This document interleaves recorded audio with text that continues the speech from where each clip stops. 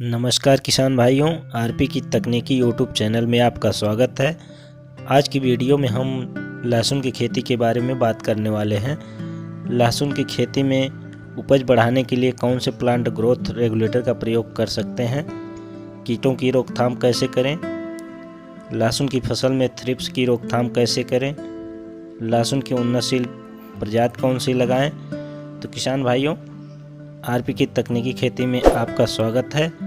किसान भाई, चैनल को सब्सक्राइब, लाइक, शेयर और कमेंट ज़रूर करें। आइए वीडियो को शुरू करते हैं कि लहसुन की बुआई के लिए अनुकूलतम समय कौन सा होता है। तो लहसुन की खेती के लिए 20 सितंबर से लेकर 20-25 अक्टूबर तक बहुत ही अच्छा समय होता है। लहसुन की खेती के लिए 14 से 15 डिग्री सेल्सियस तापमान बहुत ही अच्छा होता है। इसकी खेती के लिए दोमट भूमि सबसे अच्छी होती है। जिस भूमि में जीवांश की मात्रा अधिक हो और जल निकास अच्छा हो, वहाँ पर लहसुन की खेती बहुत ही अच्छी पैदावार देती है।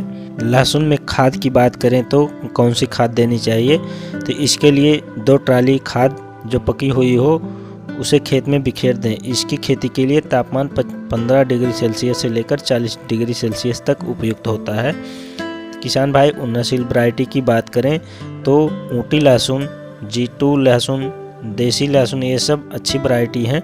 आप इनमें से G2 वैरायटी का लहसुन लगाइए, इसकी पैदावार बहुत ही अच्छी होती है। अब बात करें उर्वरक की, तो लहसुन की खेती के लिए 1 बोरी DAP, 2 बोरी single super phosphate, 30 kilogram muriate of potash, इन तीनों को मिक्स करके आप प्रति एकड़ में प्रयोग कर सकते हैं।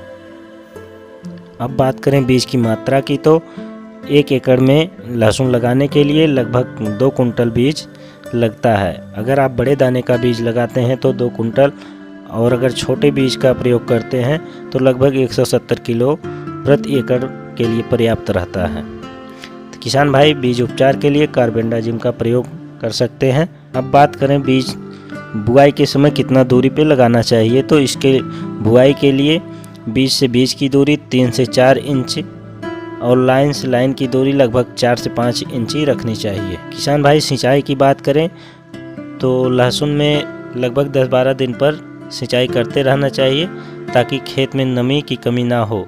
लहसुन की खेती में ज़्यादा पानी नहीं लगाना चाहिए। जब खेत में दरारें पड़नी शुरू हो तो उस समय खेत में पानी लगाना आवश्यक हो जाता है। किसान भाई, अब बात करें खरपतवार नियंत्रण की, तो खरपतवार नियंत्रण के लिए किसान भाई निराई गुड़ाई करके ही खरपतवार का नियंत्रण करें। तो लहसुन की खेती में कम से कम 2 बार निराई गुड़ाई करना आवश्यक है। पहली निराई गुड़ाई 30 से 35 दिन पर करें और दूसरी निराई गुड़ाई 50 से 55 दिन पर करनी चाहिए और खरपतवार को बाहर निकाल देना चाहिए। ऐसा करने से लहसुन के कंद बड़े बड़े होते हैं, इसलिए ऐसा ज़रूर करें।